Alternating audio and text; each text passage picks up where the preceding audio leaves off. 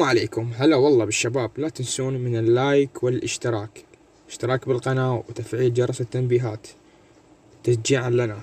مشاهدة ممتعة. المحارب فوكس.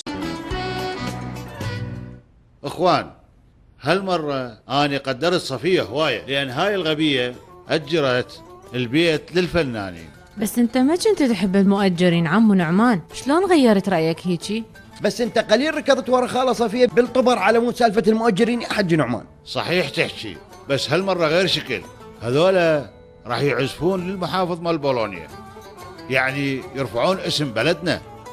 والله عمو انت سبع. اي طبعا لازم ندعم الفن، وهيجي بلدنا راح يصير بيه فنانين هواية شباب. عافية عليك عمو نعمان.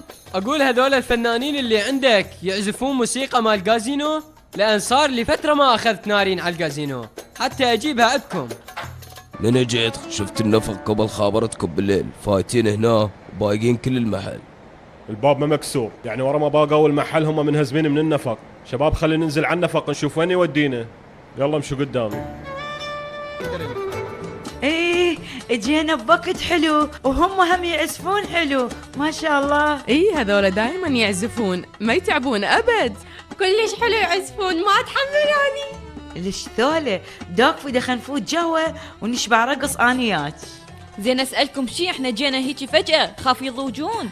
لا حنين، من يصير عندهم جمهور مباشر راح يعزفون بعد احلى. خلي نفوت خلي نفوت.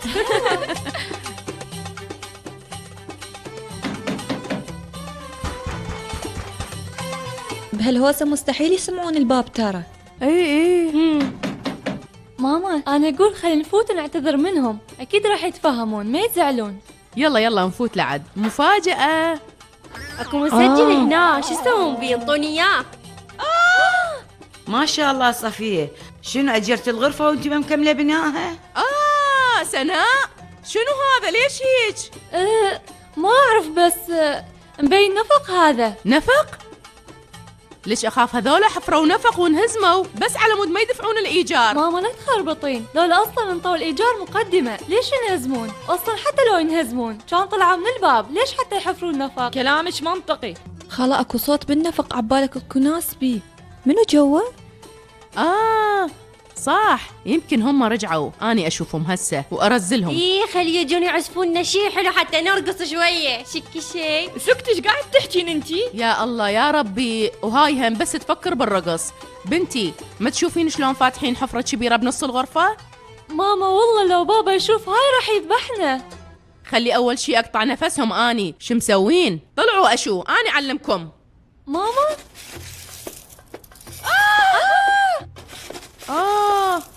ولكم هذا شرطي؟ سيدي يمكن انت جاي بالغلط، احنا كنا ننتظر غير ناس. سيدي هذا النفق طلع بدايته بالبيت. اي بيت بيت حجي نعمان. يعني سيدي انتوا يمكن جايين بالغلط، لازم تحفرون برا مو هنا. روحوا هناك وحفروا. كافي لا تلغين هوايه، يعني انتم حفرتوا نفق منا وبقتوا المحل مو هيجي؟ لا عاد منين جبت هالحكي؟ ماكو هيك شي سيدي، احنا ما بقنا شي. والله احنا خطار يمها صفيه، قشمرتنا وجابتنا لهنا وتورطنا وياها، ما علينا بكل شيء. ماما سكتي الخاطر الله.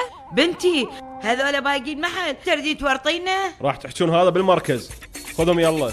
اي والله ما سوينا والله شيء. احنا رقصنا. اوقف عيني اوقف. صدقني شنو يلا بنتي ليلى، صفية أجرت بيتنا هذول الفنانين، وأنا أقول شغل التاكسي من الصبح لليل يتعب الواحد. أقول ما أطلع على الشغل هواية أني. بنية أحكي وياك أني، دا أحكي ويا نفسي أني. العفو عمو نعمان، كنت أتابع تلفزيون. الله شنو هذا اللي دا تتابعيه بالتلفزيون بالله؟ هنالك مجموعة قامت بحفر نفق لسرقة أحد المحال، ولقد تم القبض عليهم، ولكن الغريب في الموضوع أن السرقة تمت من قبل مجموعة من النساء. لا اله الا الله، هاي النسوان شلون تقدر تسوي هيك شيء؟ هاي كلها صوت رياجيلهم اخويا، كلها صوت رياجيلهم.